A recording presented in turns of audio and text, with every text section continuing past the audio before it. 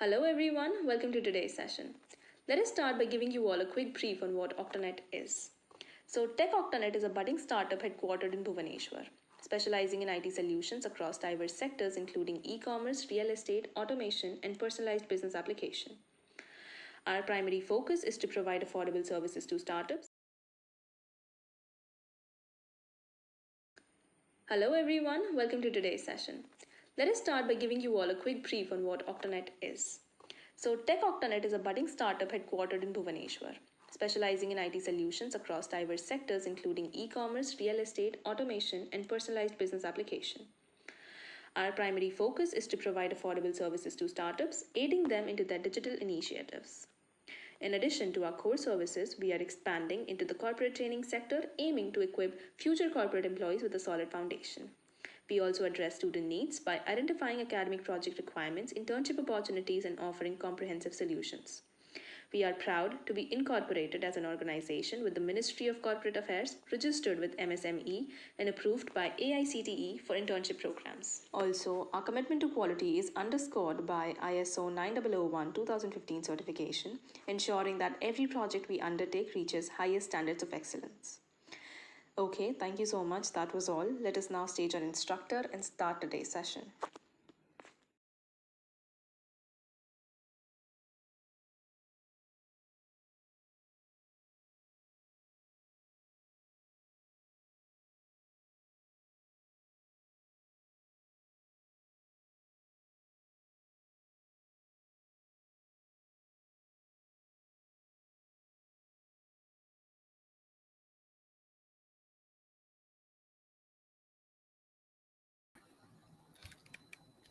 Hi everyone, am I audible?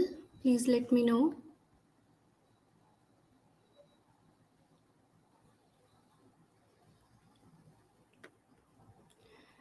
Hi everyone, welcome to this 4-day Python development training session. Let me quickly introduce myself. I'm Disha Sharma, currently working as an analyst at KPMG India. So, in these 4 days, I'll be guiding you step by step through Python from absolute basics to concepts like object oriented programming. And don't worry, even if you have never written a line of code before, you are in the right place. So, what is a Python exactly? Python is a high level programming language which was released in 1991. It's loved all over the world for its clean and readable syntax, which makes it perfect for beginners. Unlike some other programming languages that look scary or complex, Python is often described as almost like writing English. That's why it's used in schools, colleges, startups, and even in companies like Google, NASA, Netflix, and Instagram. So, why is Python so important today? Let me tell you where Python is used in web development, like building websites using Django or Flask, in data science to analyze and visualize data, in machine learning and AI using libraries like TensorFlow or scikit-learn, for automating repetitive tasks like emails or renaming files, even in cybersecurity, game development, app development, and many more. Basically, if there's tech involved, Python can be used. So, why should you learn Python now in 2025? Python developers are highly paid and it is huge in demand. It's the foundation of future technologies like AI, robotics, automation, and most importantly, it's easy to learn and fun to use. So let's begin. First, I'll show you how to install Python and get your system ready. And then we'll write our very first program. So let me present my screen first.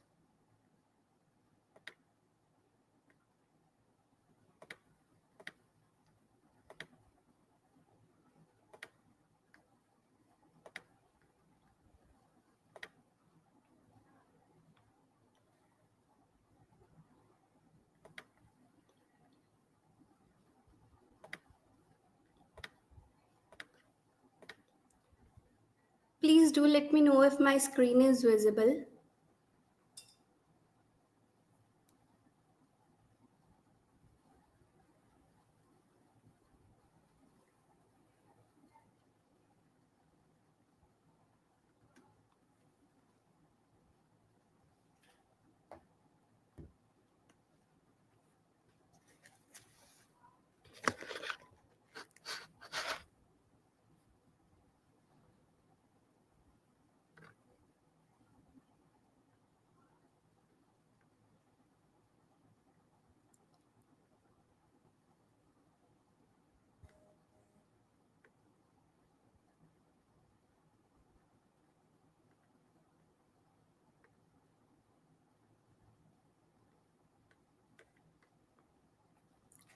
Okay, so now firstly we'll learn how to install Python.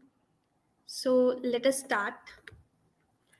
To download Python, we have to go to Google and just search Python. And here the first link will be of python.org. Here we have download for Windows and the version is 3.13.3. So we'll just click on this.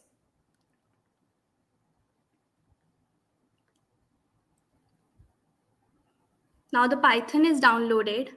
Here is the very important step which we have to take care is we have to click on add python.exe to path. We do this because it allows to run Python from any terminal or command prompt by just typing Python. In my system, I already have Python installed, so I'll not click on this, but you all have to add python.exe to path if you are downloading the Python for the first time. And then we have to click customize installation.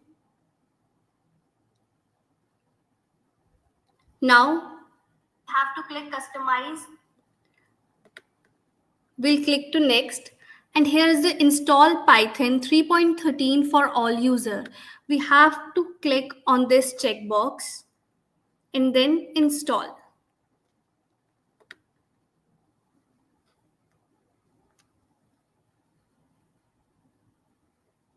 We'll just wait to install it.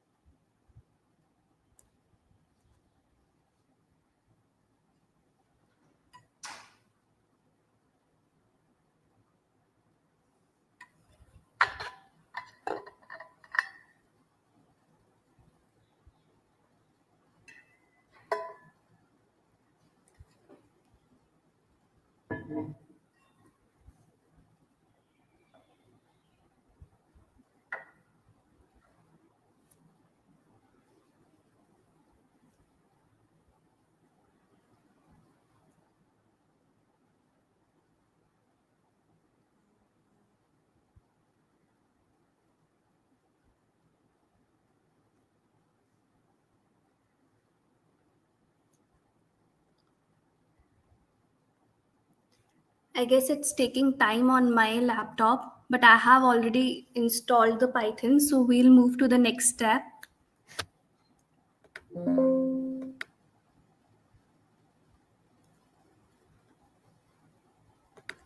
To check whether Python is installed in our system or not, we'll just go to command prompt. We'll type Python space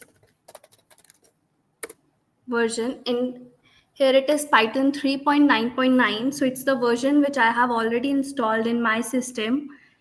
Now we can also check here by typing IDLE.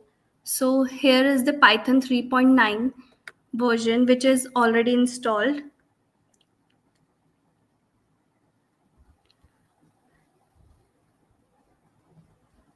So here we will write our first Python program just to check whether the Python is working on our system or not.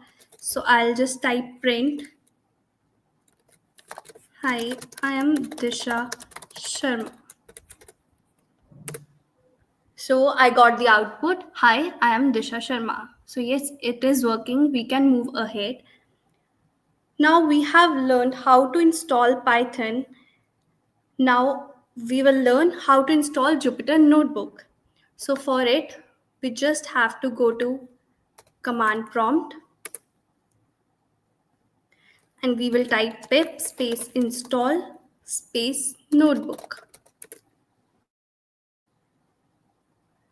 As I have already installed Jupyter Notebook in my system, here it is requirement already satisfied, but in your system it will get downloaded. Now we are all set to open the Jupyter Notebook. I'll just type Jupyter space notebook and my Jupyter Notebook will get open. So now before we start writing Python code, I want to introduce you to a very popular tool, Jupyter Notebook. It's an interactive web-based environment where you can write and run Python code in small chunks, which are known as cells. So the main question arises is why we use Jupyter Notebook. There are many reasons because firstly, it is easy and beginner friendly. We can add text, images, get immediate feedback, and many more things. So now we will just click to new and Python 3. Here my Jupyter Notebook is open. Now I will tell you some things about Jupyter Notebook first before we move ahead to write our first Python programming code. So here in Jupyter Notebook, this is known as cell. So when we are inside the cell, the cursor is blinking, so it is known as edit mode. And when we click outside the cell, it is known as command mode. So for going into edit mode to command mode, we can click to escape. And from command mode to edit mode, we can click enter. Now I'll tell you some shortcuts before going ahead for utilizing this Jupyter Notebook more easily. When we are in command mode, I have pressed escape. When I press A, then the new cell is inserted above the previous cell. When I press B, then the new cell is inserted below the existing cell. If I want to delete this existing cell, I'll just press D 2 times. I'm pressing DD and the existing cell gets deleted. Now, if I am inside the edit mode, inside the cell, I have to write anything like code, markdown. So I'll just press shift plus enter so my cell gets run and move to the next cell. I'll just show you. We'll just write our program. Name is equals to input. Enter your name. This is just for the reference how Jupyter Notebook works. And then print name.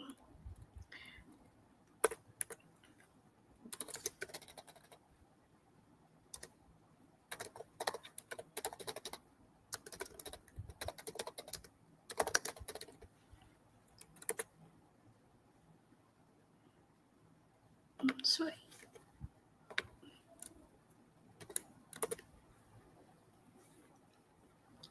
So now here What I have done is I have written a code, and when I enter shift plus enter, this code gets executed, this cell gets executed, and when I enter my name, the output will be shown.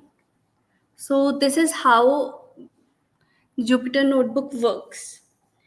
Now I'll tell you how to write comments in code cell, because like this I have written comment in code cell, so sometimes it creates confusion. And from Jupyter Notebook, it works perfectly as both notebook and a coding console. So to write explanatory texts, we can use markdown cells. Here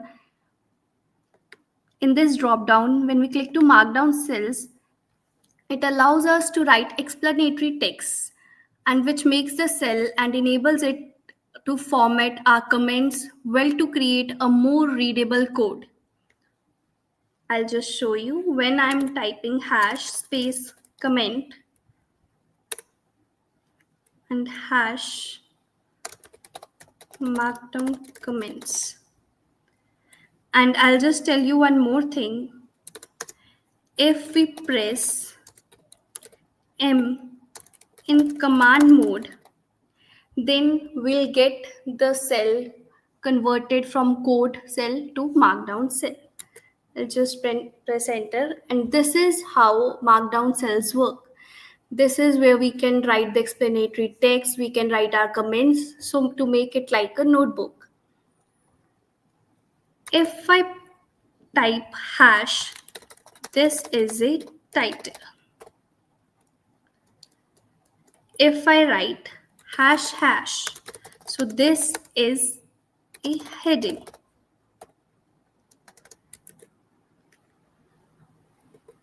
If I write hash, so this is a subheading. If I write 4 times hash, then this is as small as the heading can get. And when I type 5 times hash, so this makes it italic.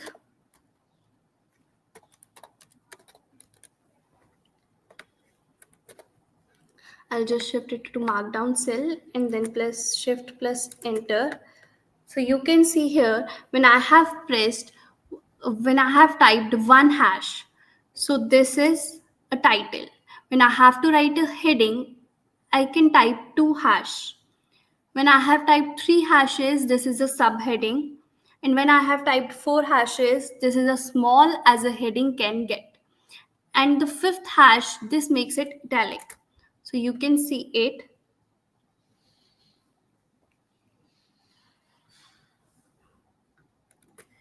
Now we'll move ahead. We'll learn more about formatting in markdown cells. Here I'll just press escape to get to command mode and then press M. So the cell shifted to markdown cell. Now we will learn more about formatting. So when we'll write to this will appear bold. Okay, you can see it here that this becomes bold when I have typed dashes, 2 dashes before and after the text. If I type 2 stars, so this will also be bold. You can check this. When I press single dash, then this will appear italic. And if I just type single star also, then this will also be italic.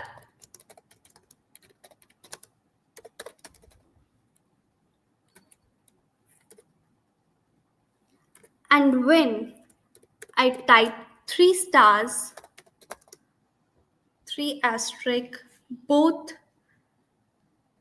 bold and italic.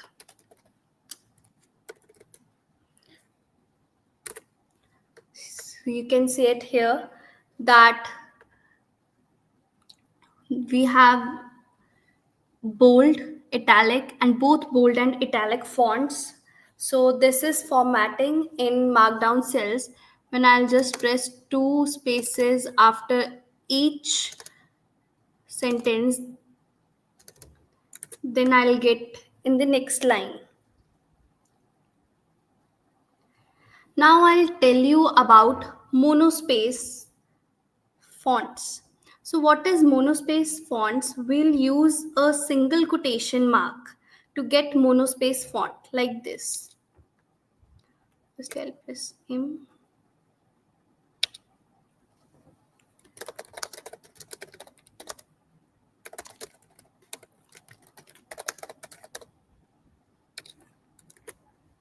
So you can see it here that this appears in monospace format. Now we'll learn about indenting. So what is there when we have to show that this is the first line, this is the second line, or this is the third line, mainly in a paragraph. So what we use is we use this symbol. I'll just tell you how. So this is my first line.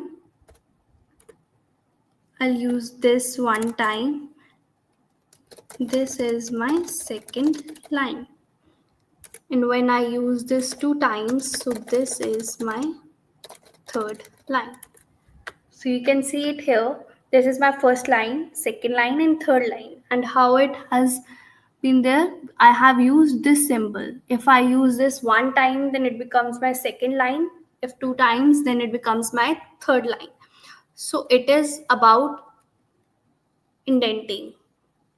Now, when programmers learn new language, we used to write one-line program that prints some version of message, such as "Hello World," or this is a simple program that shows whether our system is properly set up to run Python programs or not. So now we'll print "Hello World" in Python. Let's go ahead. I'll just type print "Hello World" and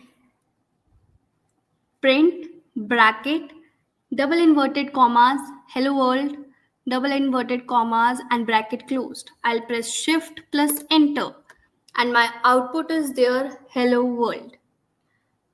Now I'll just print it three times, so I'll paste it and shift plus enter. So now I got my output three times: "Hello World," "Hello World," and "Hello World." So this is how we print or we get some output in Python. Now we'll learn about comments, because when we program anything, comments play a major role. So we get to know what is done where and how. So firstly, we'll learn about single line comments.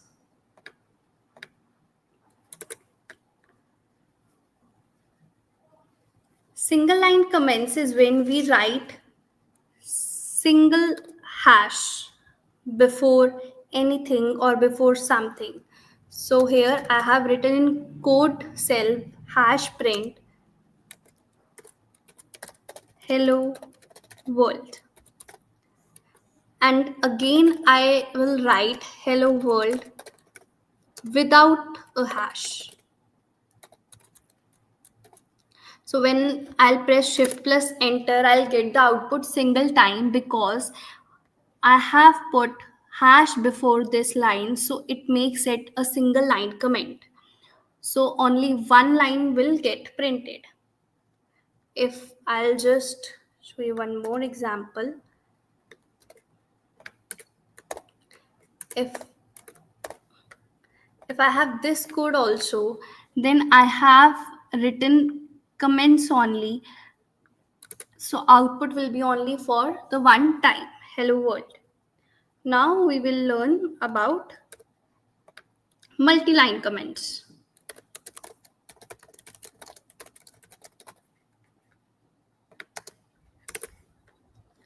So what is multi-line comments?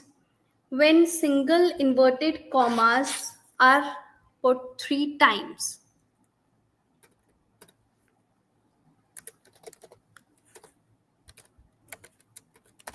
Hello world.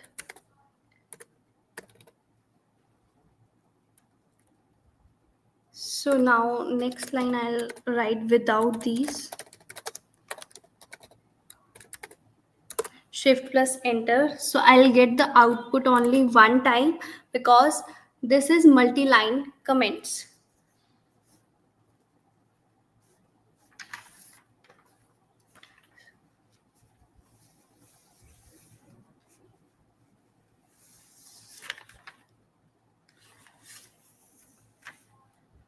So now we have learned about writing comments in Jupyter Notebook. We have learned about markdown cells, code cells. We have learned about monospace fonts. We have learned about writing or printing output. Now next we'll learn about variables.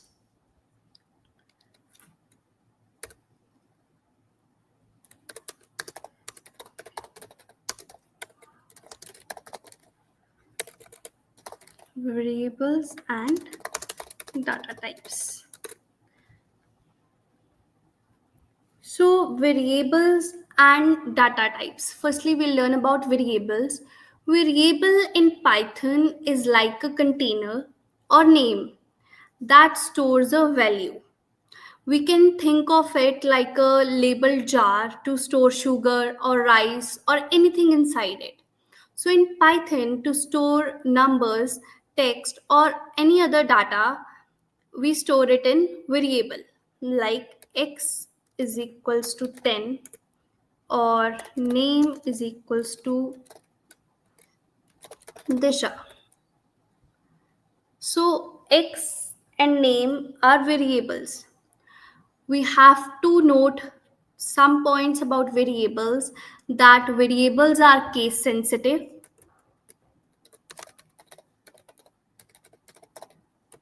Variables start with letter or underscore.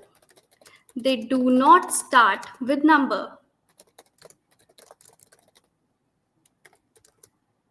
No spaces or special symbols can be there when we assign some value to a variable. So now we will learn about data types. So every value in Python has a type. Every value in Python has a type, and there are so many data types in Python which we will learn about. Firstly,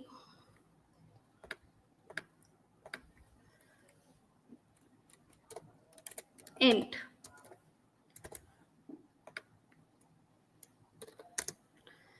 So what is int? It is basically integer and it is used for whole numbers. For example, x is equals to 5. I'll tell you more. Then we have float. Float is used for decimal. For example, y is equals to 3.14, or we can also write it as pi.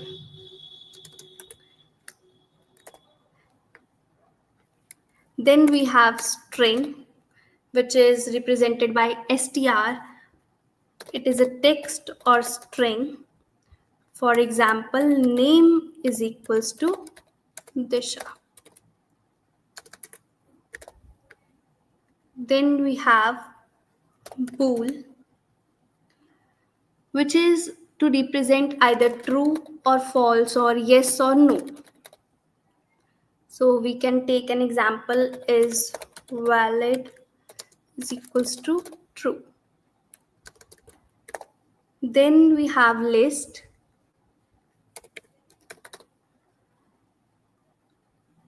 which is nothing but a collection of items. So we can take example marks is equals to 90 or 35. Then we have dict, which is dictionary.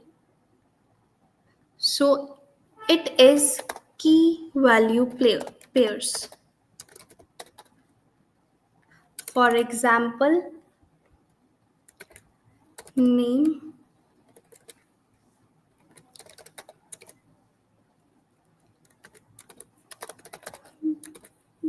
Disha.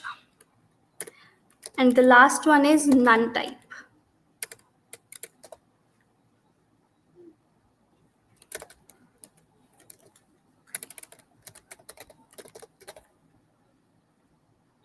So this none type is empty or null values. For example, x is equals to none. So these are the data types in Python. I'll just give you some examples for these, which we will write in code. So let's begin.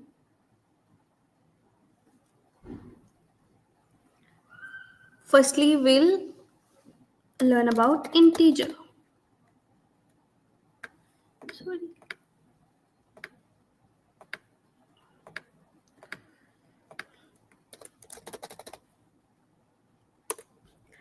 So we'll assign a value to a variable, which is a is equals to 10, and then we'll print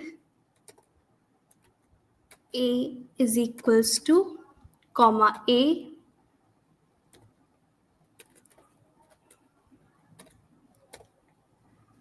and type of a.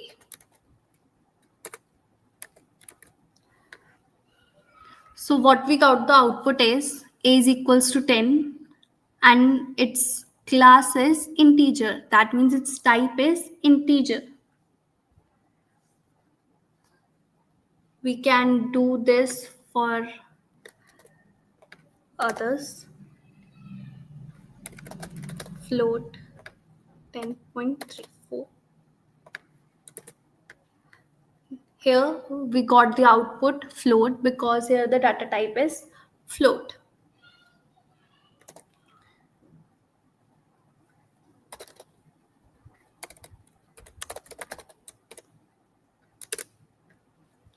Here I have assigned a value to a variable a, which is in string Disha. So we got the output that the class is string.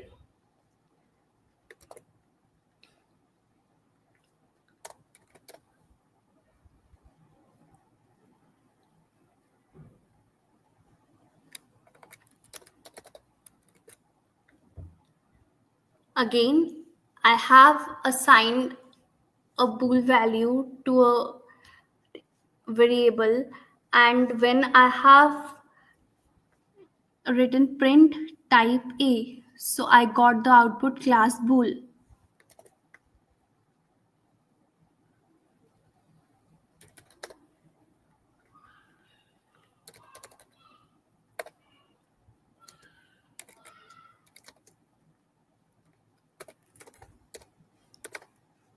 I'll change this.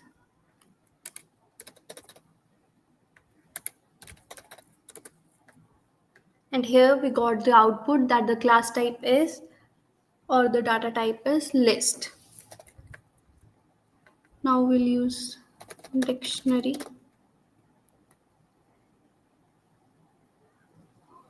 Here we'll write name, Disha,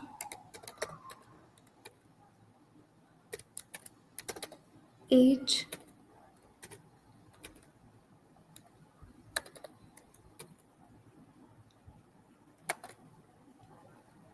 so now when we'll print student,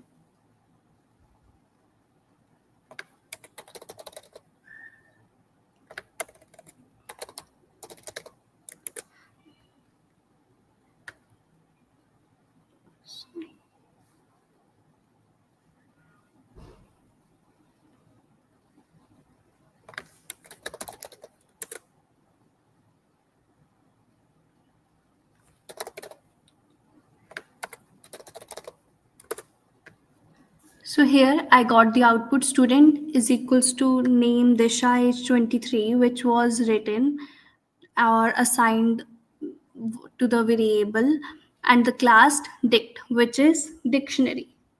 So these are some of the data types which are there in Python. We can see that we didn't tell Python that this is integer, string, bool, list, or dictionary. It understood itself. So in Python, it understands is itself which type is used. We only assign value and it guesses itself. So it was about data types and variables in Python. Now we'll move ahead.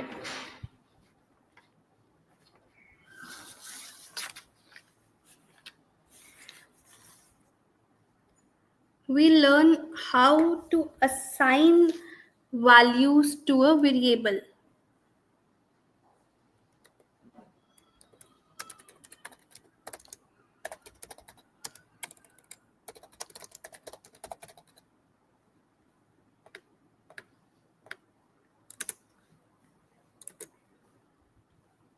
So here we'll take an example. A is equals to 10, B is equals to 3.14, and C is equals to string Disha. Now I'll print A. I'll get 10. Next, I'll print B and C along with A. So I'll get the output 10, 3.414 and Disha.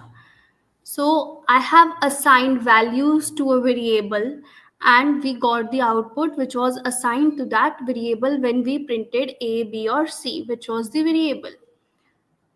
There are many more methods which can be used for printing or getting the output for the assigned value.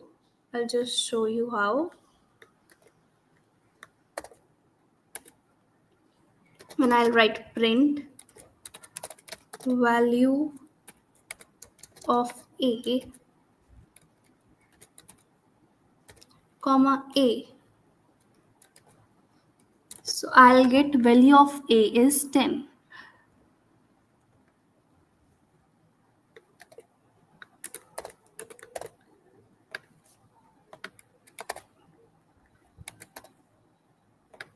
B and C. So here I'm getting the output value of A 10, value of B 3.14 and value of C Disha.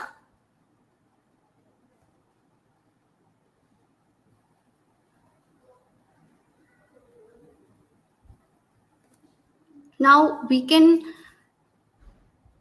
also write one more thing.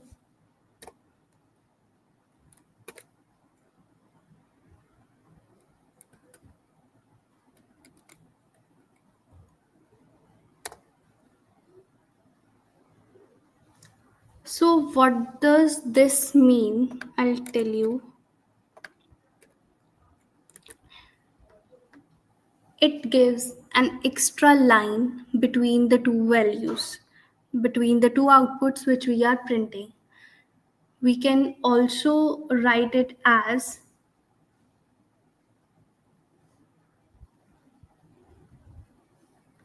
n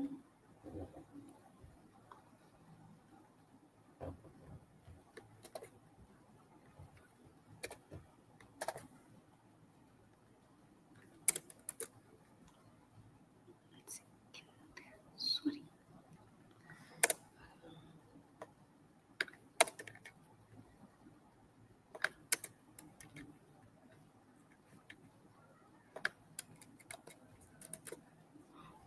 So you can see here after value of A, I have put this. So we got the other two in the next line.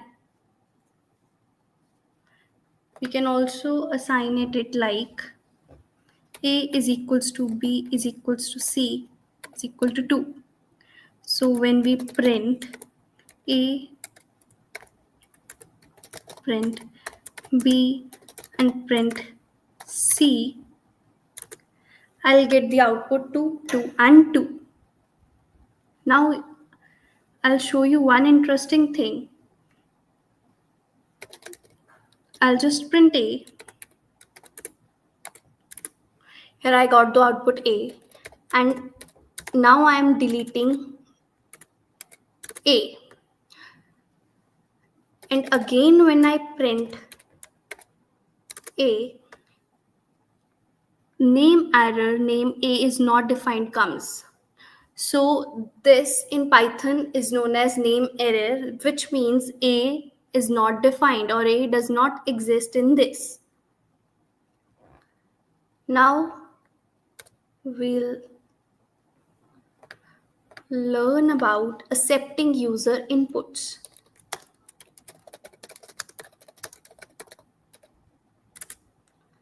So accepting user inputs means when I want to get some input from the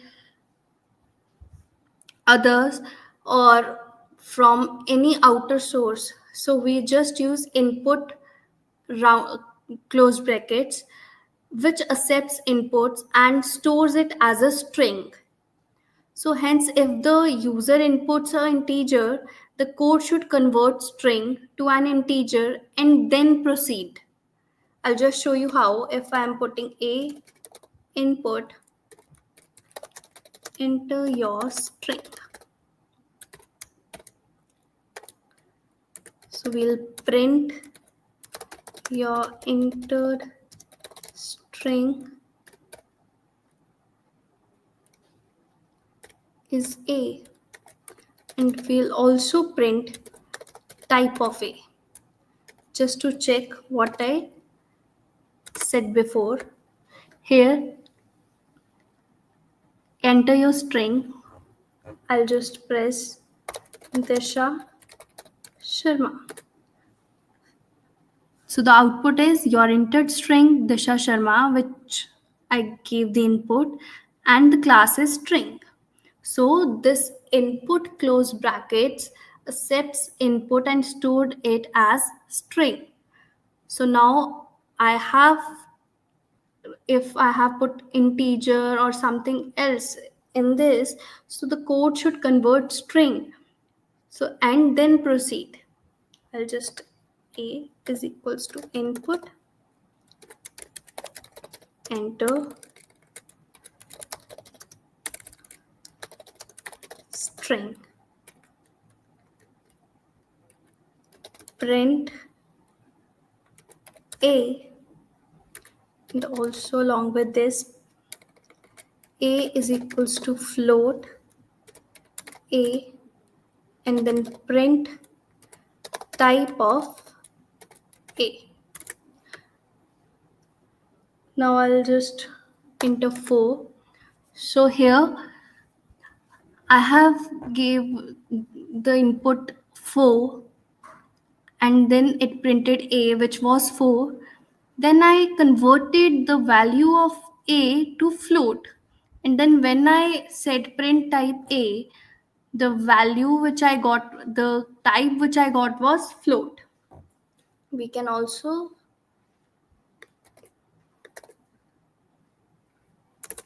if I give input 4.5, so it gives again the same thing.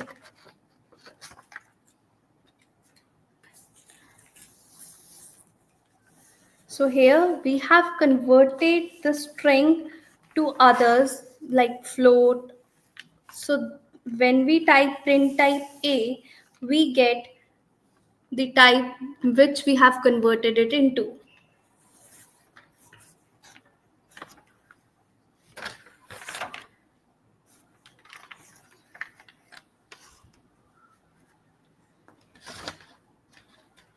Now we'll move ahead. We'll just type value int input and enter integer.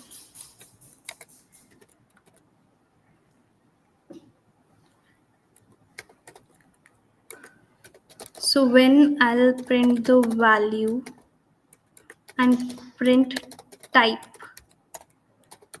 of value. I'll enter 3. Then I got 3 as the output and integer as the data type. Now, if I enter 3.4, I'll get value error.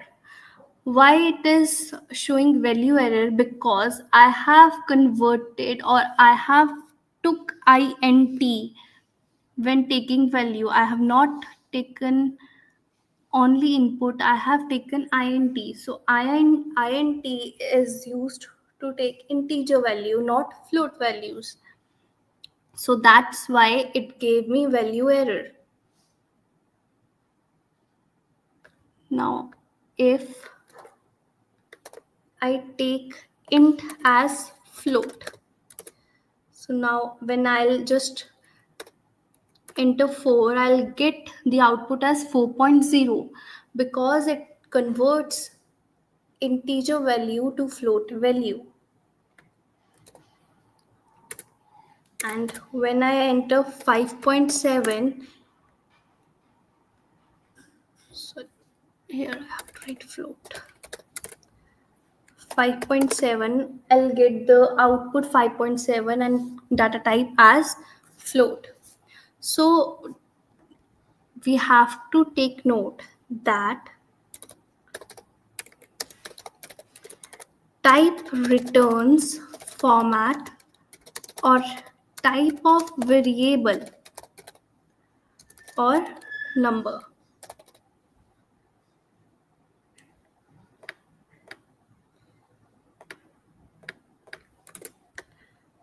Okay, next we'll move to strings. So what basically is string?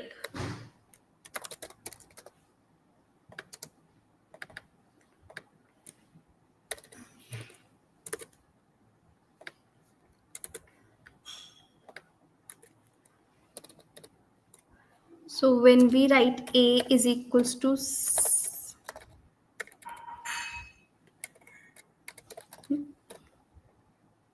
Disha, or A is equals to double inverted commas Disha,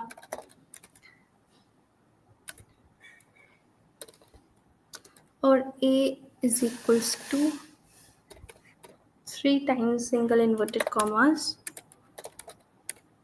Disha. So these are all are strings. When I take single inverted commas 1 time, double inverted commas, or 3 times single inverted commas, then I'll get string. So I'll just show you one example with code. I'll write print A. Here I'll take this B and C. And we'll print B and C.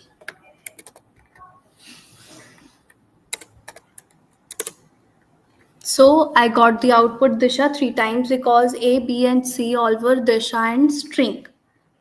So let's take an example. I have S is equals to Disha Sharma. Now when I'll print S, the whole string will get printed and we'll get the output Disha Sharma.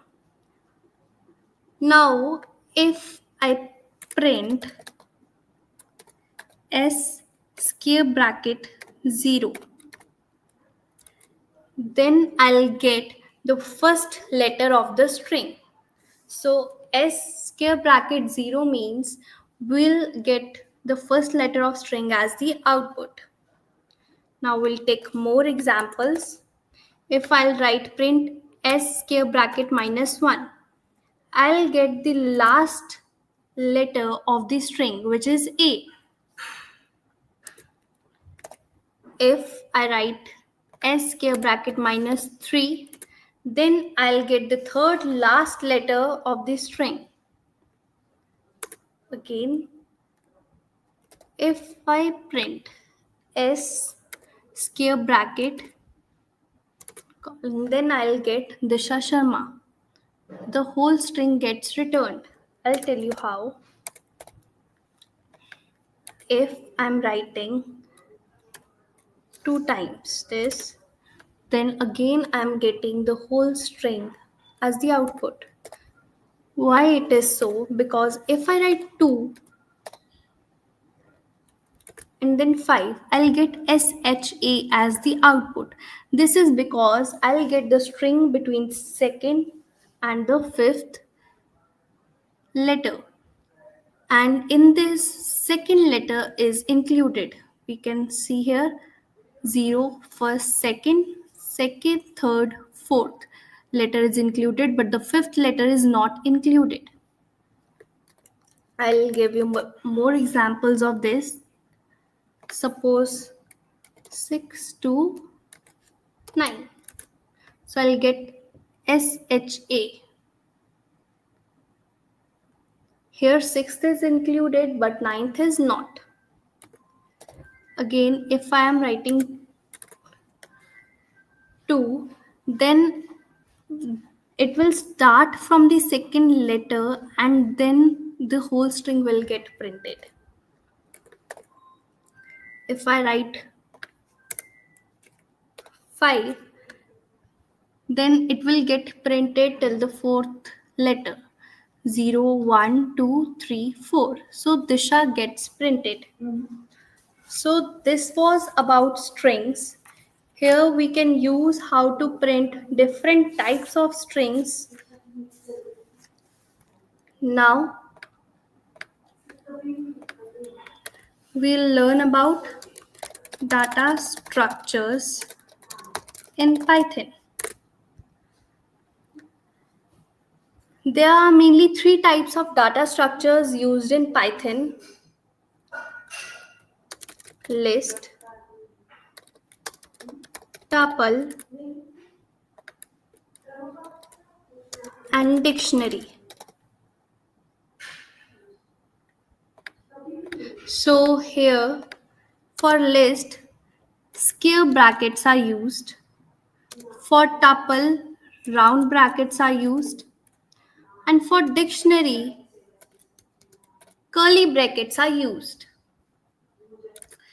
So these 3 types of data structures are there in Python: list, tuple, and dictionary. Firstly, we'll learn about list. Suppose S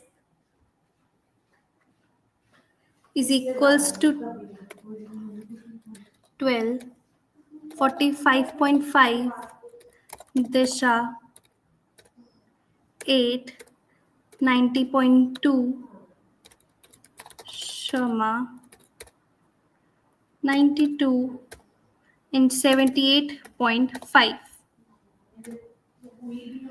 So when we'll print S, we'll get the whole list as the output printed, which has the all elements 12, 45.5, Disha 8, 90.2, Sharma 92, 78.5. Here it is string, so it is in inverted commas.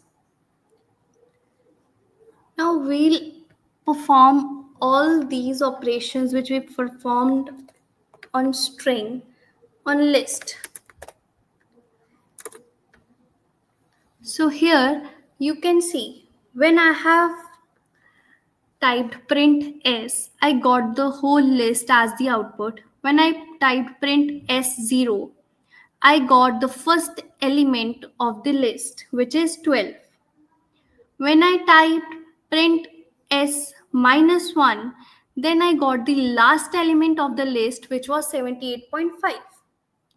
When I typed print S minus 3, I got the last third element of the list, which was Sharma. When I typed print S, and here I have not given any number in between this, so the whole list will get printed, and again same with this case. When I have typed print s 2 colon 5, I'll get second to fourth element, which is Disha 8 and 90.2. The fifth element will not be included in this. We always have to remember when we are writing square bracket some value and then colon some value, the first value element or the first element a value character is always included.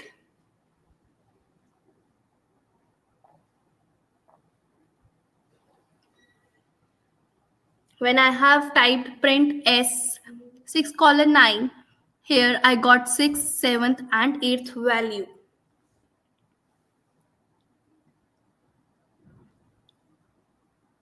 So I don't have 8th value, so I got only 2 values in the output.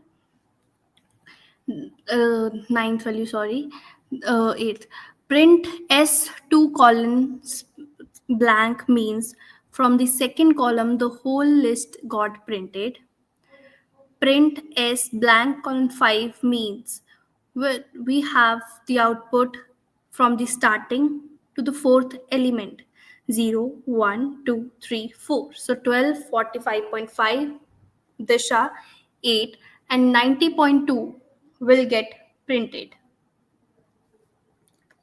Now we'll learn about tuples.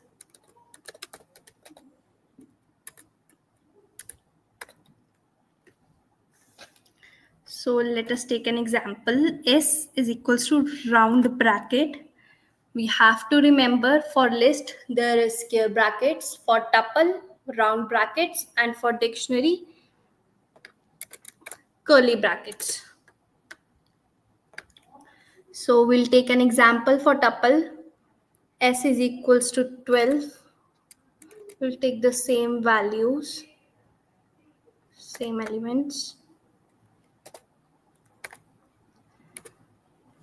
And again we'll print these. So let us have a look on the output. When I have typed print S, I got 12, 45.5, Disha 8, 90.2, Sharma 92, 78.5, which means all of the values which were there in tuple got printed. Then when I have typed print S0, the first element of the tuple got printed, which was 12. When I have typed print s square bracket minus 1, the last value of the tuple 78.5 got printed. And here is the same case with tuple, which the operations were performed for list and strings. So we got the same output.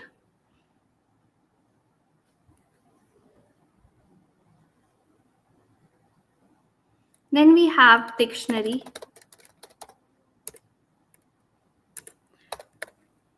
I'll take an example D, curly brackets,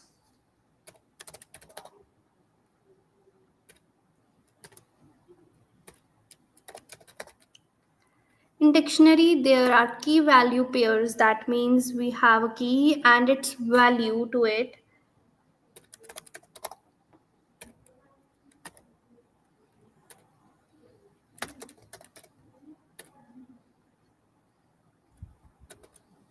When I'll print D, I'll get the dictionary as it is. That is name, Disha, city, Mumbai, which is its name is the key and its value is Disha, city is the key and its value is Mumbai. What I'll do is I'll type print D name.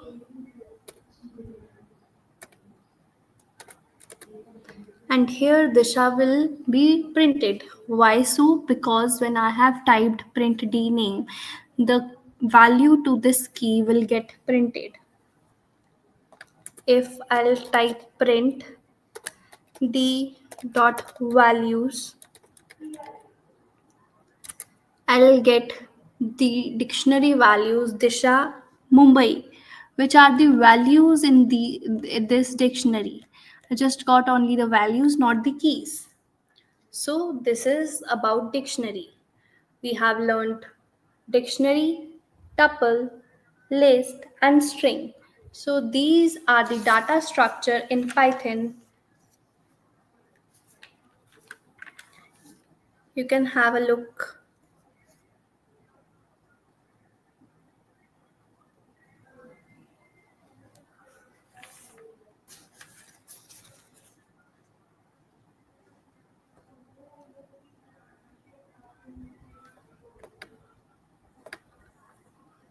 Now let us take an example A 10, B 20, C 30, and then print A plus B plus C. So what the output I'll get 102030. Why so? Because I have given string value to the variable. So it concatenates the values and returns the output. So here that's why I got 1020 and 30. Now if I'll just put these value again and print A plus B plus C, I'll get 60, which is the output when I do the addition to A plus B plus C. So this is the difference when I perform same operation but on string and on some value or integer value. String got concatenated, but I got the exact answer for the integers value. Now we learn about operators in Python.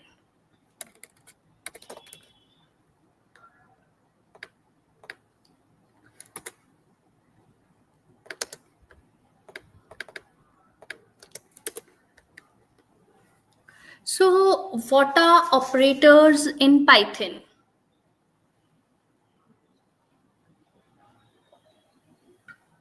They are similar like when we do this in mathematics. These are the symbols that tells compiler to perform specific mathematical or logical manipulations.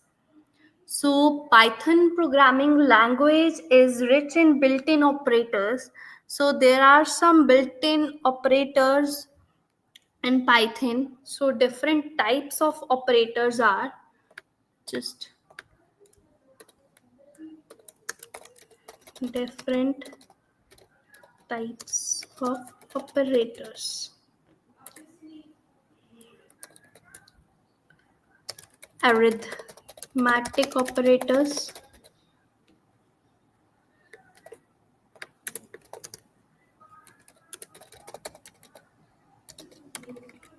assignment operators, relational or comparison operators,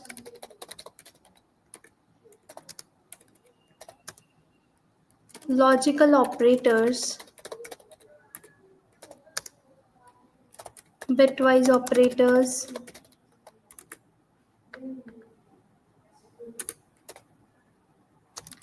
identity operators, and membership operators.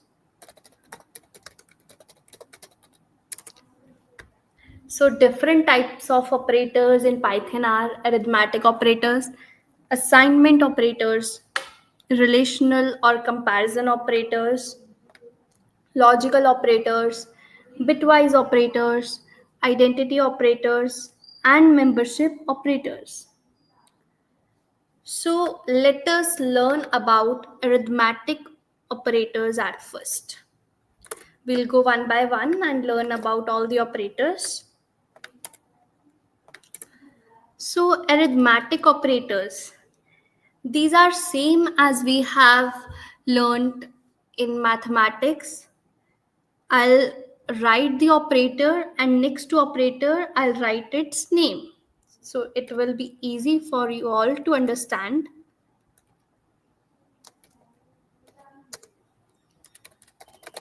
Addition,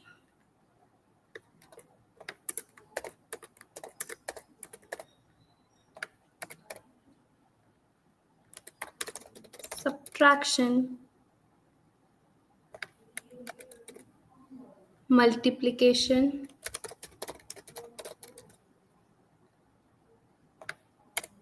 division,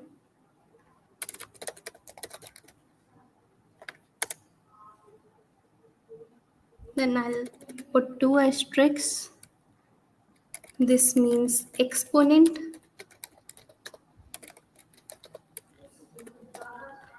Then modulus,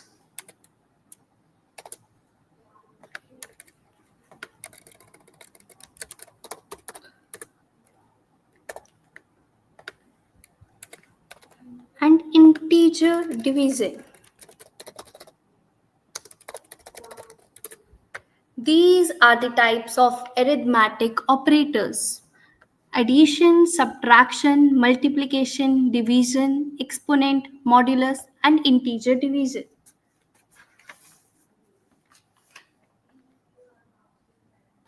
So now, one by one, we'll write a code and learn about these particular operators. A is equals to int, input, enter first number. We'll take the input. So here we will practice both operators and taking input.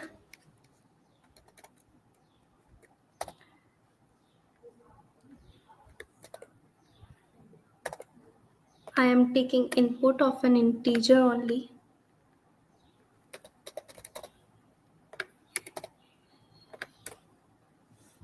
And then print sum A plus B. So here I'll enter the first number as 40, the second number as 20, and we'll get the sum of these numbers 60. So this is how the addition operator works. Now we'll do the same for subtraction. First number is suppose 60, second is 40, then I'll get the subtraction value as 20. This is the difference. I can also write here as difference.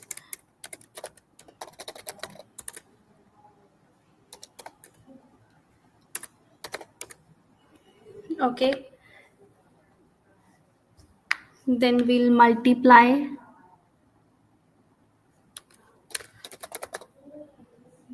these. First number, let us take the first number is 10, second number is 2, then I'll get the product as 20. I hope everything is clear and I'm not going too fast.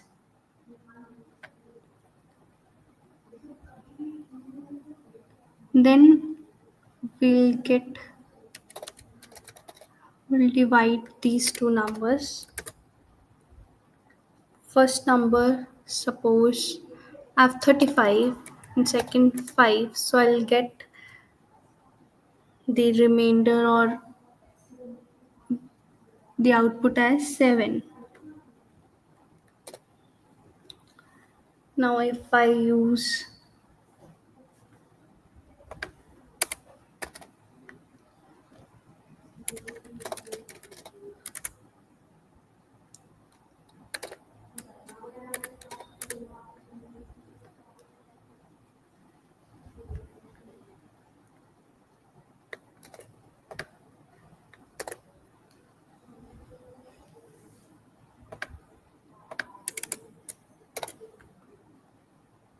Now we'll print the modulus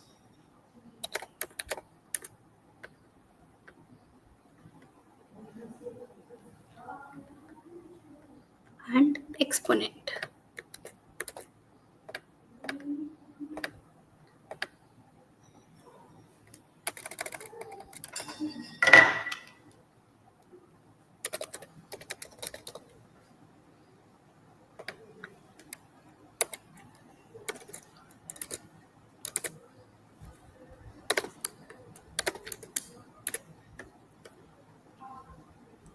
So here you can see we have learned about the very first operators in Python, which is arithmetic operators. Here we have done code for addition, subtraction, multiplication, division, exponent, modulus, and integer division. So firstly, we have printed sum, then difference, product, and we have divided. Then we got floor, modulus, and exponent. Now let's learn about the next operator, which is assignment operator. So assignment operator, I'll do once again like that.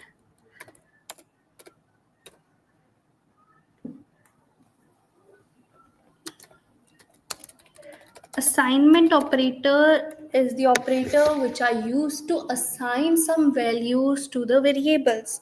So mostly we use is equal to sign, but there are more assignment operators which are used, such as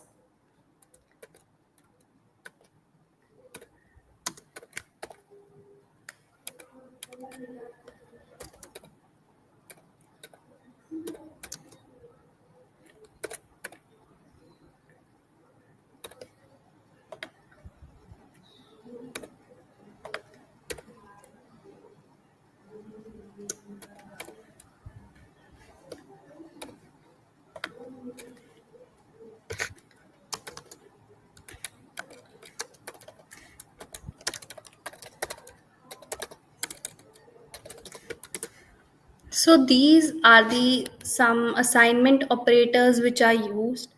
Let us take example when I write a is equals to 10 or b is equals to 20. So I have used assignment operator only. I have assigned the value to the operator, and when I print a, I'll get the output 10. When I print b, I'll get the output 10 and 20.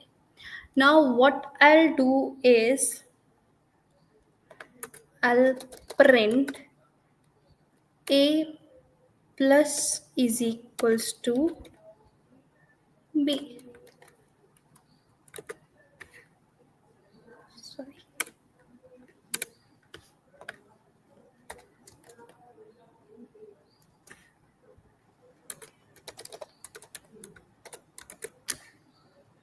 One second.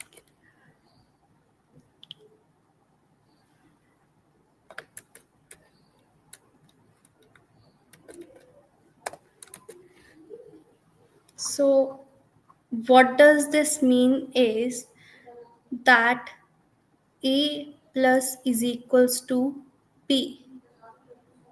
That means a is equals to a plus b. I'll write here. So you can see here in the output that we got a as 30, which means a plus b.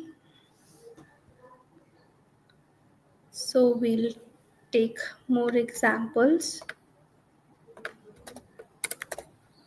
When I write a minus, so we'll get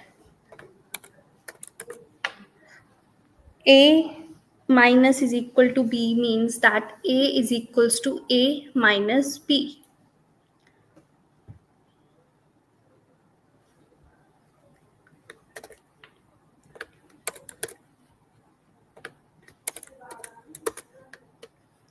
Here I have assigned value 10 to a and 20 to b.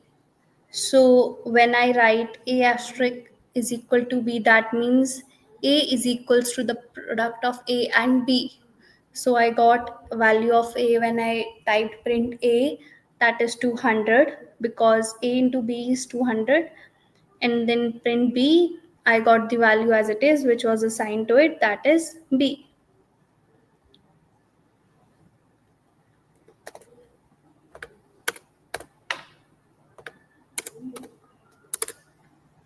Here we got print A as 0.5 and print B as 20. So this is the example for the various assignment operators. Now we'll move ahead to comparison operators.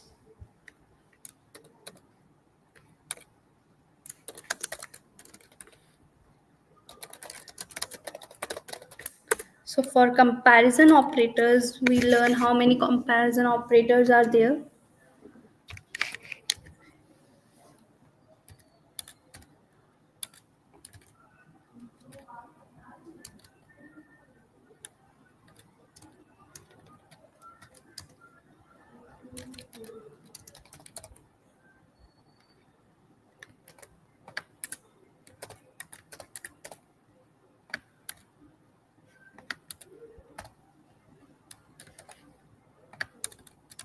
We all know these.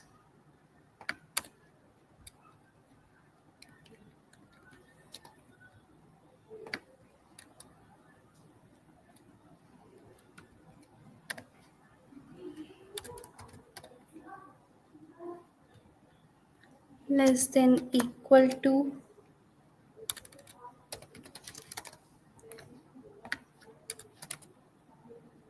greater than equal to,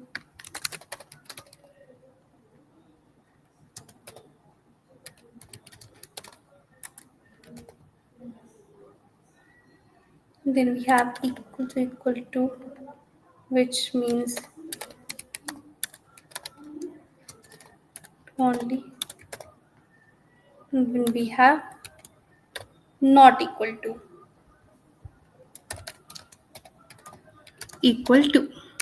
So these are some comparison operators: less than, greater than, less than equal to, greater than equal to, and not equal to. So let us take some example now. Suppose we have A is equals to 201, B is equals to 20. So C is equals to A not equal to B. When I'll print C, I'll get the output true, because here C is not equal to A not equal to B. That means whatever A not equal to B or A equal to B, the C will be their output. So here we have A as 201 and B 20. So these are not equal. So I got the output true. Now equals to B, so equals to 10, B is equals to 20, C is equals to A, B. So when I'll print C, I'll get the output false, because A is less than B, but A is not greater than B. Here I have used greater than sign.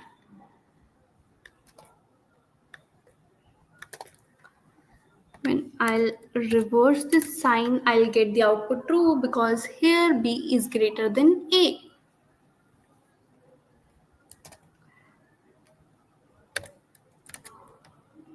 Here A is not greater than or equal to B, so I got the output false.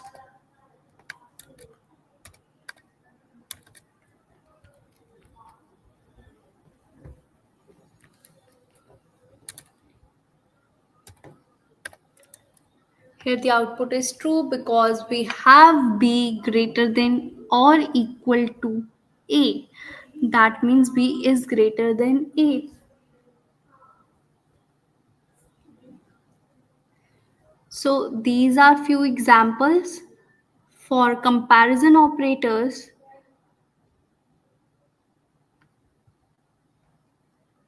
Next, we'll learn about logical operators.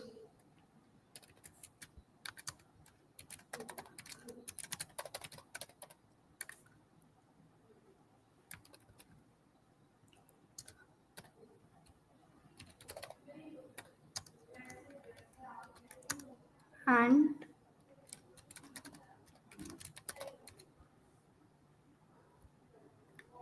here we'll discuss about and, or, and not.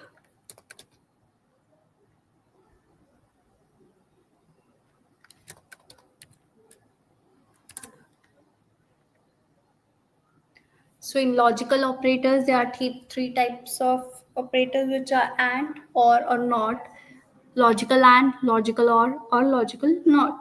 So we'll take an example. A is equals to 10, B is equals to 20, C is equals to A and B and minus 30. So we'll print C. Here we'll get the answer minus 30. Why we got the output minus 30? Because in logical and, it is true if both are true.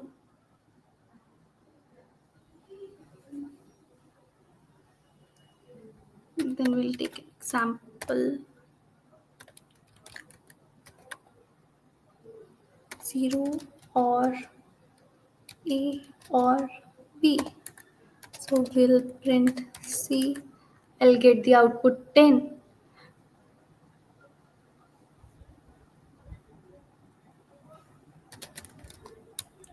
Here I'll assign value to A0. C is equals to not A. So when I'll print C, it will get true because C is not A. So these are some examples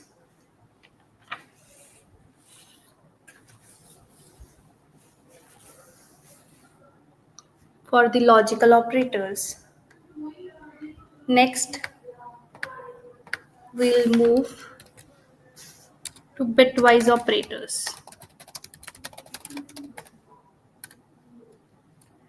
Again, we'll learn about what are bitwise operators, what are different types of bitwise operators.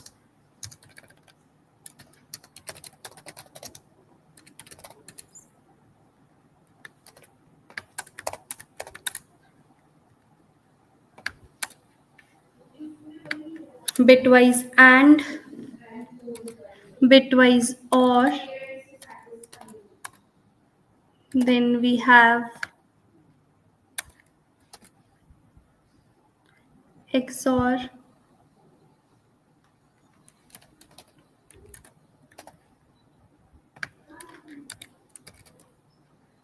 left shift, right shift,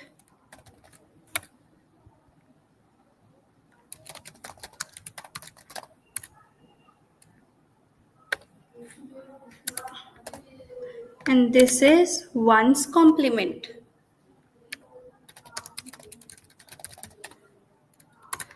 These are few bitwise operators: bitwise and, bitwise or, bitwise XOR, left shift, right shift, and one's complement.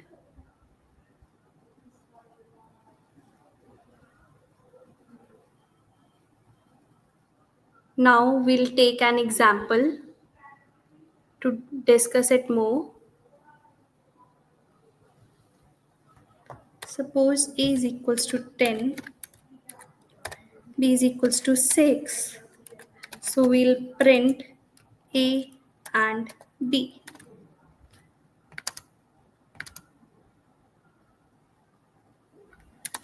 So we'll get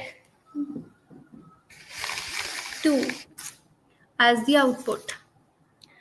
Now we'll take this example again and just change the operator to bitwise OR. We'll get 14 as the output. Next, we'll take a same and change the operator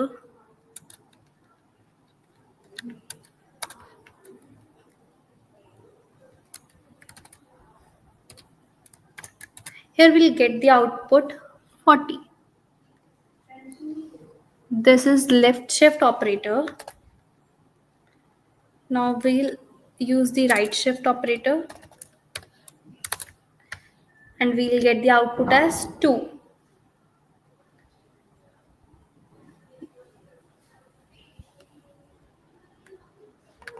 And 1 second, this.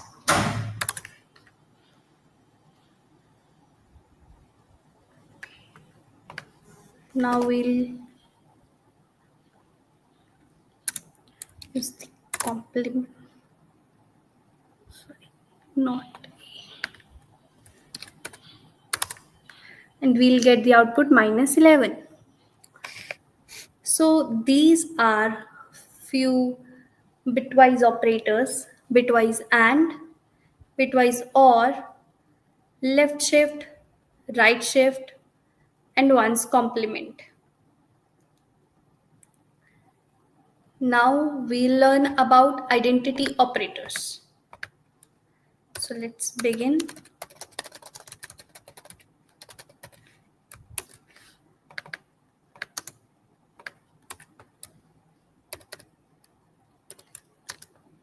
Is identical and is not identical. So these are few identity operators.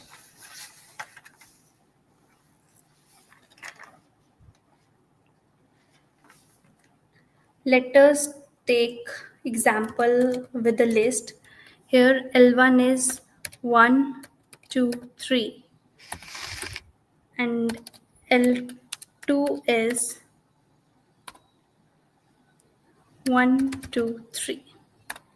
So we'll print L1 equal to L2. So we'll get the output 2 because the elements in L1 are same as elements in L2. But if I print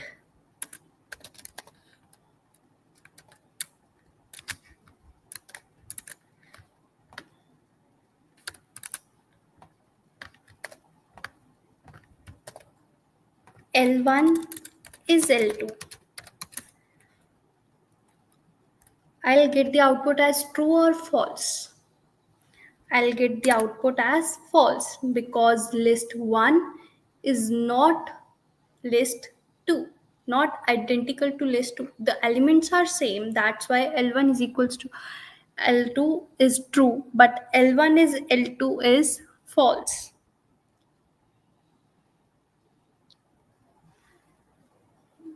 Let us write L3 is equals to L1. Okay, and when I'll type print L1, I'll get 1, 2, 3. So this is about identity operators.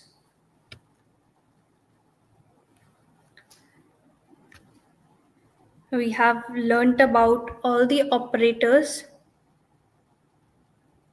in Python. One is left. Membership operators.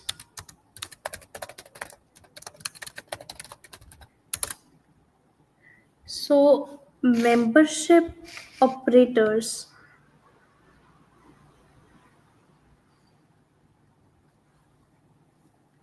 I'll have fruits is equals to apple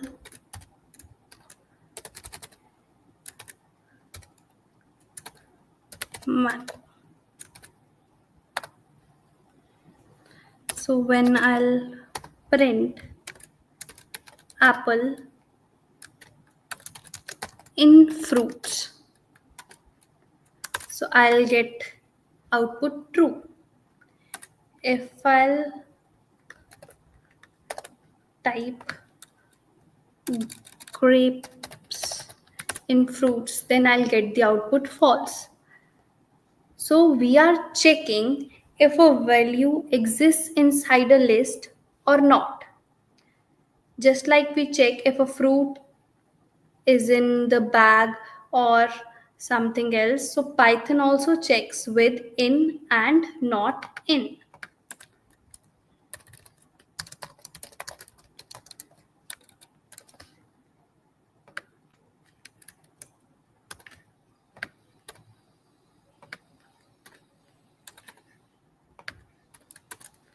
So these are the membership operators. Now we'll practice some codes, practice some problems for day 1. Firstly, we'll recall what we have learned till now.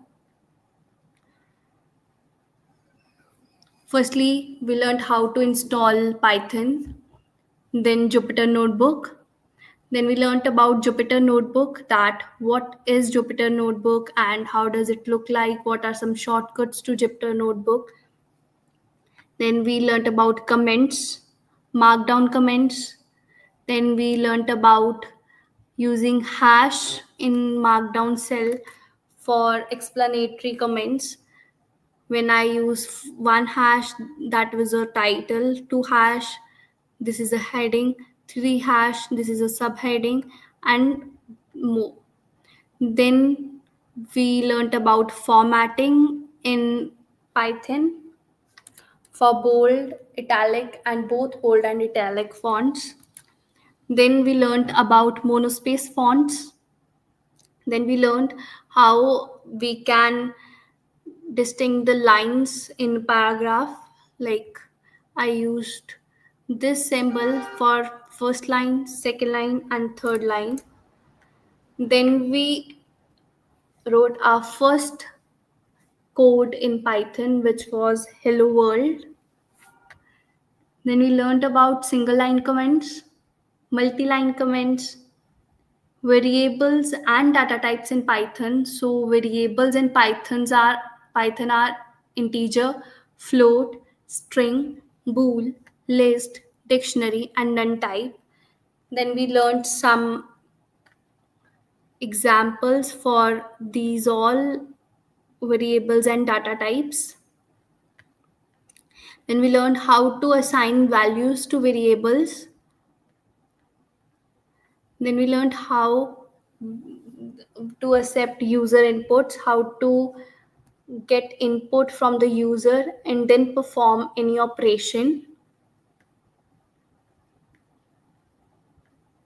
Then we learned about strings and data structures in Python, which is list, tuple, and dictionary.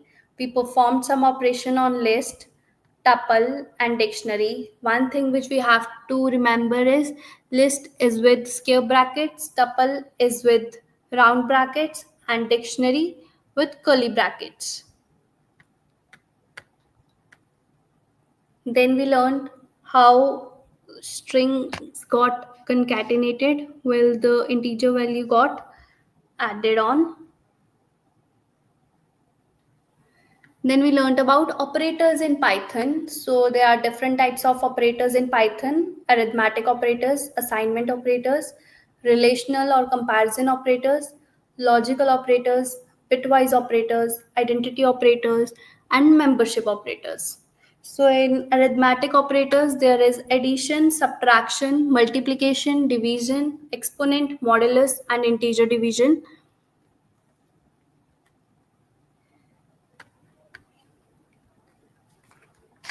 We did some code for these operators.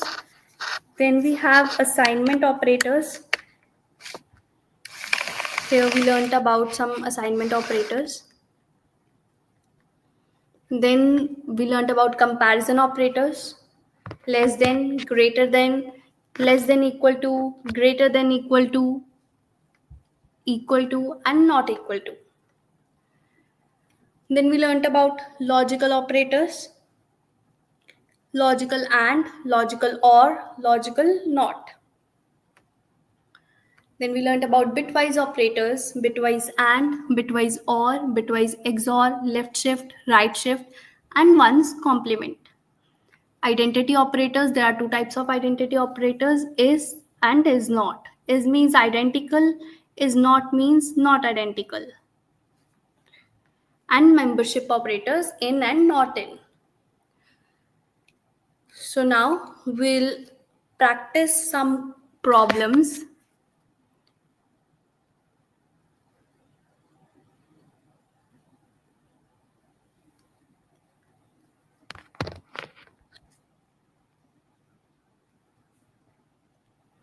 Firstly, we'll move with easy ones and then to the longer problems one. So I'll just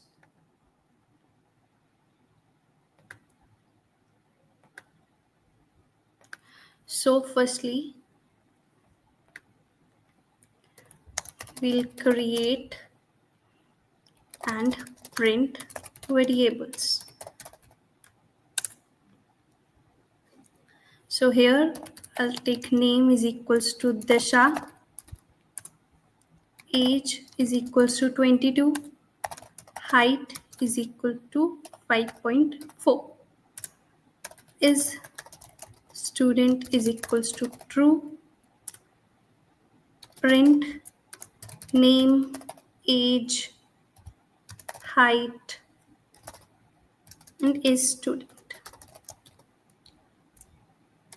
So I'll get the output Disha 22, 5.4, and true. So this is how we created variables name, age, height, and is student. And then we assigned the appropriate values and then printed them. Next,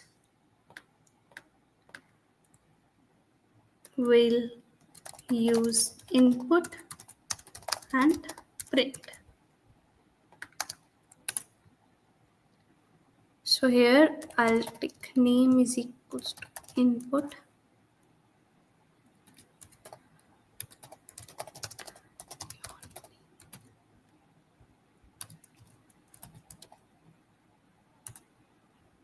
age,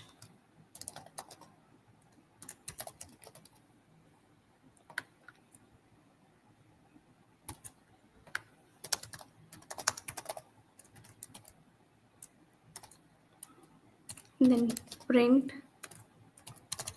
hello name plus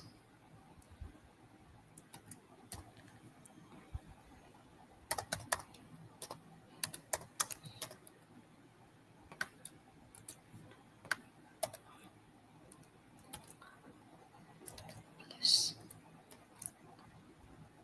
is old. Okay.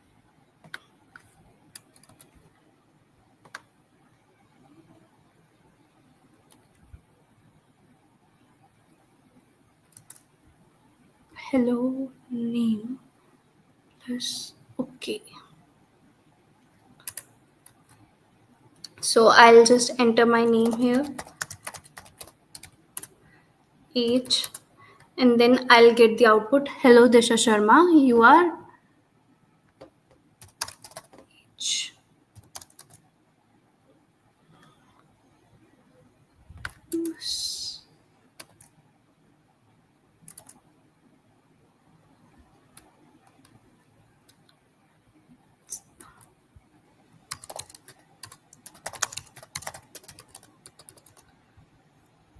So I got this output.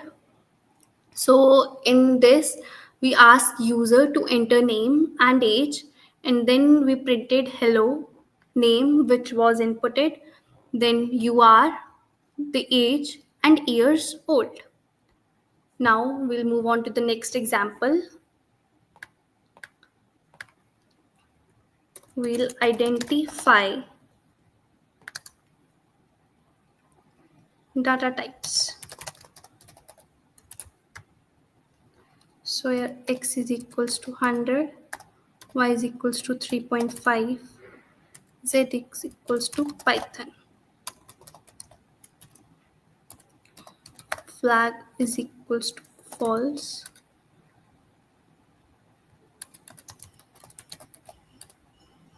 Empty is equals to none. We'll print type of x, type of y, type of z, type of flag, and type of empty. And we'll get here, firstly we created 5 different variables and printed their data types using type bracket. So here we got first as integer, then float, string, bool, and none type. So this is how we identified the data types. Next example, swap two variables. So in this code, we will swap two variables, swap values of a and b without using a third variable. Here a is equals to 5, b is equals to 10. A comma b is equals to b comma a. And we'll now print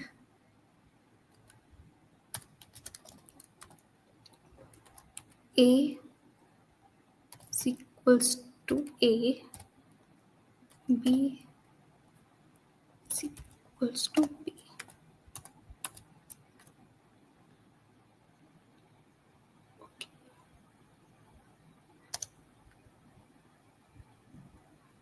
B a comma a. So here we swapped two variables. I had assigned value 5 to A and 10 to B. But without using a third variable, we swapped these values and we got A as 10 and B as 5. Now we'll get to another example. Here we'll create a list of 3 favorite colors.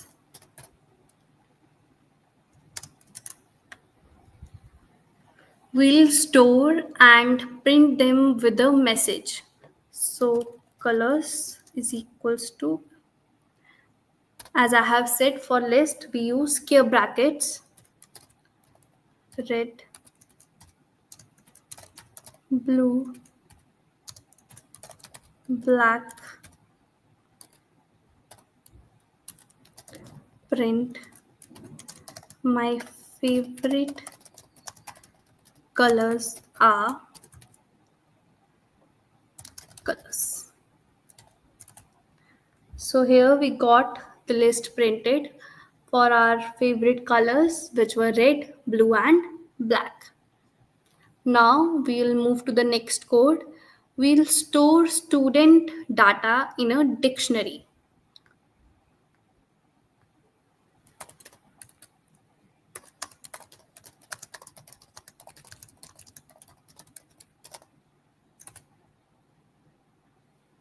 So student is equals to, dictionary is with curly brackets.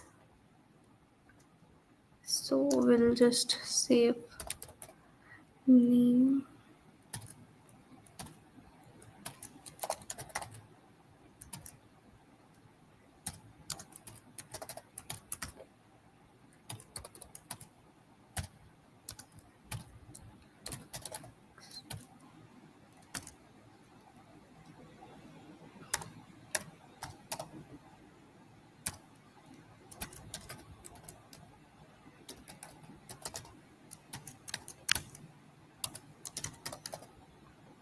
So here is my dictionary. I'll print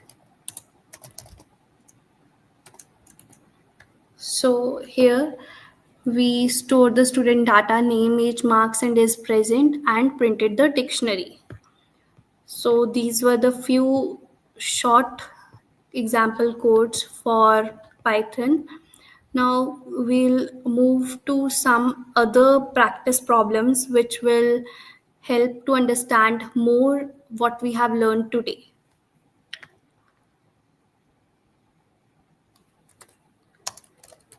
Calculate area of a rectangle.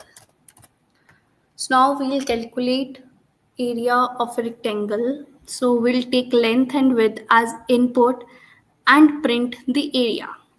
So how we'll do that?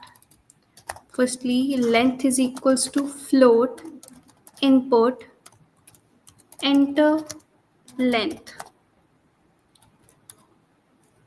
So, and width, we'll also take this as input.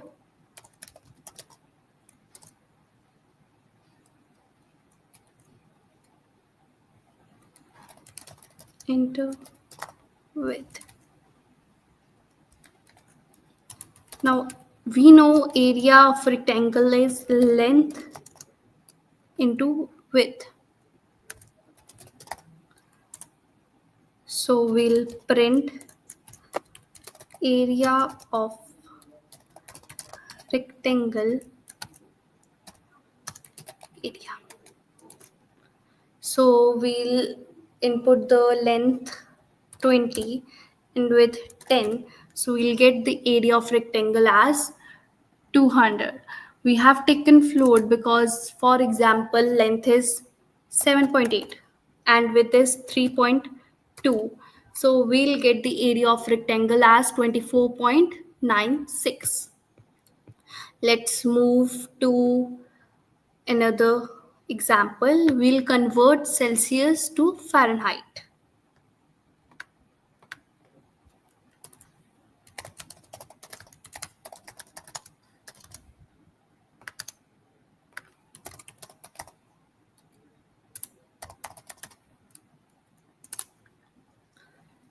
So firstly, we'll take Celsius is equals to float, input the value, enter temperature in Celsius. We know Fahrenheit is equals to Celsius into 9 by 5 plus 32. So we'll print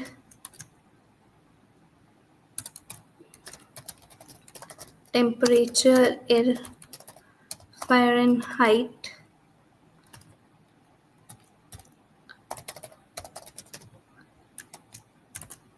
So we'll input the value in Celsius, suppose 45.5. So we'll get the temperature in Fahrenheit as 113.9. So this is the code to convert Celsius to Fahrenheit. Now we'll do the last code for this day 1, which will be simple login system. So for this, I'll use comments also, predefined credentials. Username is equals to admin and password is equals to 12345. Now we'll take input from user. So user input is equals to input, enter username,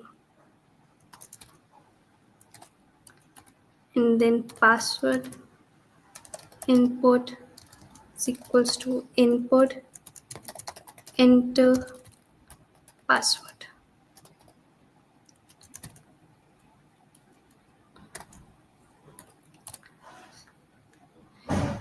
we'll use if else statement here. If user input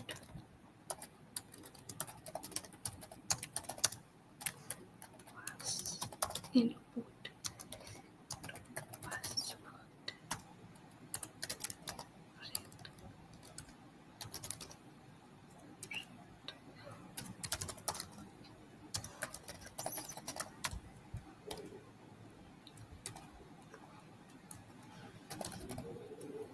else print invalid credentials, try again.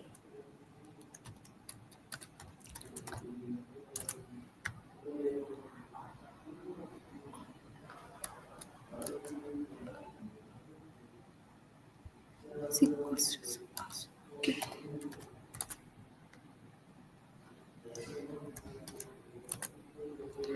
So we'll enter the username. Suppose I'll enter the same admin and 12345.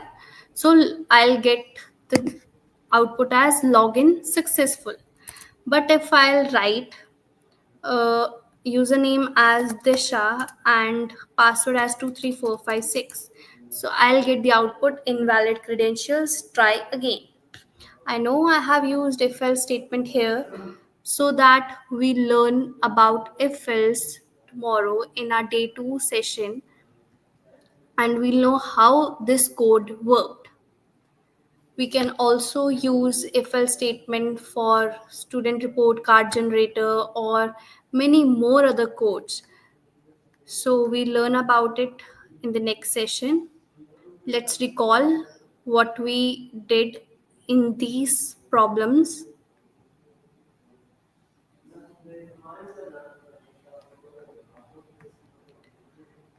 Firstly, we created and printed variables. Here I took the values for the variables and then printed them. You can see it here.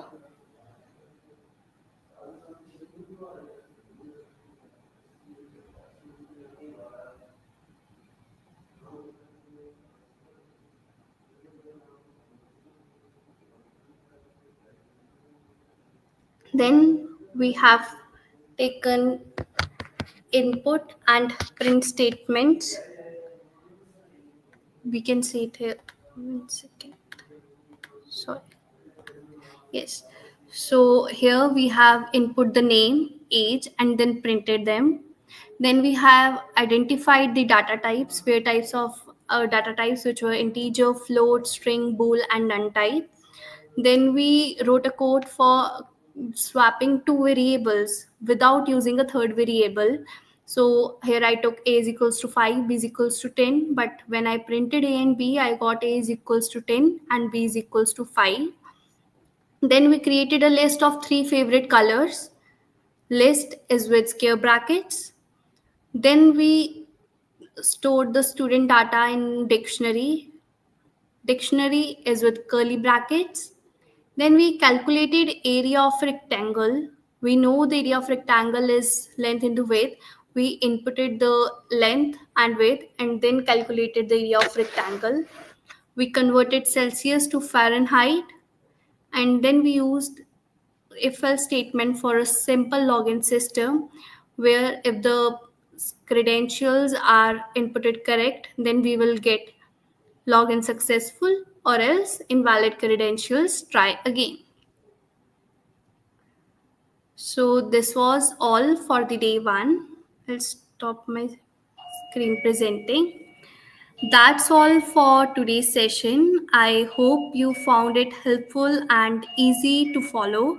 We have just begun our Python journey and there's a lot more exciting stuff coming our way over the next few days. So now I'd like to hand it over to the Octanet team who have made this session possible. Thank you so much for joining in and see you tomorrow at 6 p.m. sharp. Thank you.